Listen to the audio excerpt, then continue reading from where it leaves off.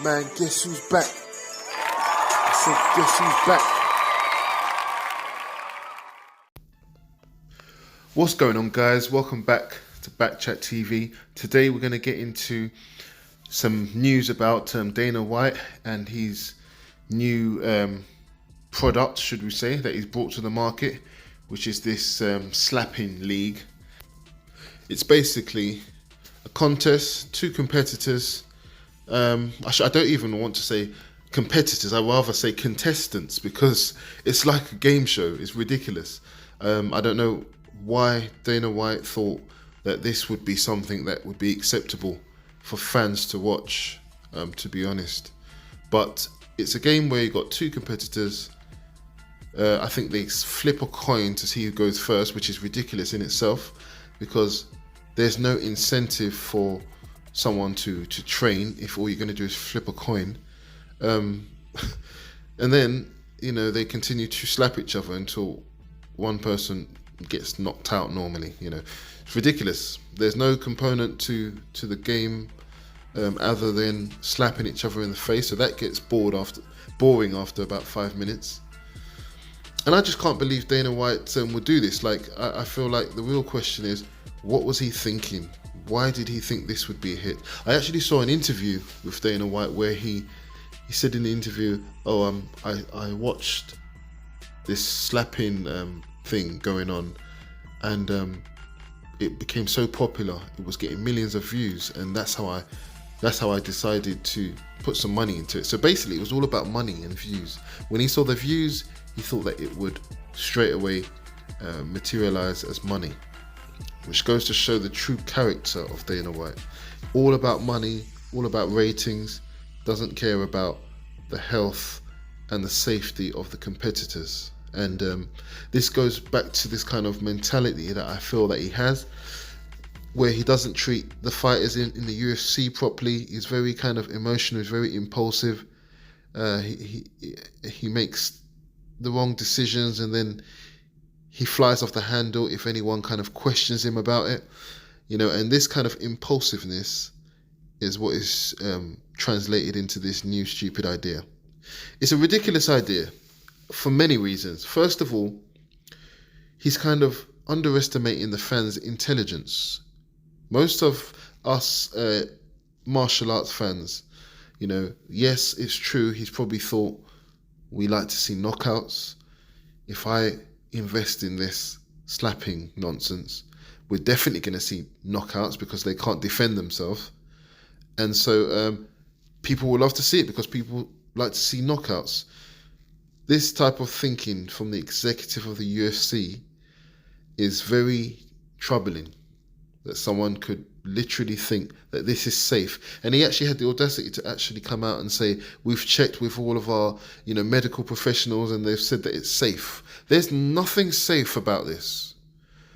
You got two weight training athletes allowed to slap each other as hard as they can in the face, where you can't defend yourself in any way, shape or form. How can that be safe? And how can someone actually determine if it's safe? How can you even put things in place to make it safe? You can't put anything in place to make it safe. It's actually part of the rules where you're not allowed to flinch, so you're not allowed to brace yourself for the slap that you can't even defend against. You can't move out the way slightly or anything like that. That would change the direction of the slap. So basically, you have to stay in the line of fire. How can that be safe? It's only a matter of time before somebody people get knocked out all the time, that's normal, but it's only a matter of time before someone dies from the first slap. It can easily happen. There's no way that this can be safe. It's a ridiculous, irresponsible thing to invest in something. And of course, someone should have advised him, but I have a feeling with Dana White's personality, I don't think he's someone who's advisable. I think that he's just not that type of person. As you can see in the UFC, he's someone who cannot take criticism. So Like I said before, this translates into this slapping thing. But yeah, it's just a ridiculous idea, and I think it's embarrassing for him. Apart from the fact that he slapped his wife, which is ironic, I think this is even more embarrassing than the slap that he gave to his wife. To actually roll out and invest money into something which makes no sense. It just makes no sense at all. And the worst thing is, he's invested all this money into creating this game, this whole league. I mean, how are you gonna to get a champion, and how are you gonna, what, is there a division? Is there a lightweight division? Is there a heavyweight division? I mean, it's just, I don't even want to know. Those questions are rhetorical questions. I don't even care. I watched less than 5 minutes of this and I was bored. So, yes, people like to see knockouts, but people like to see the art of fighting, of martial arts. And then a knockout is like the icing on the cake, But no one's going to be held up for knocking somebody out. You can slap extremely hard. It's just ridiculous. And I've seen Dana White watching his creation, and he was like, oh wow, this guy's really good. He can be a champion. He just delivered this great slap. It was just laughable. It was cringeworthy. I hope, well, it's flopping already, but I hope that someone speaks some sense into him. If another person doesn't speak sense into him, then I hope that the massive drop in views will encourage him to get this off the TV as quick as possible. And I think it will be in his best interest to do that as well, to try and save his own career, because I think by creating this secondary sport, he may even ruin his credibility in the UFC as well. If, of course, he hasn't done that already, which I think he probably has. I'm not going to speak much more on it on this. I don't want to make this a long video.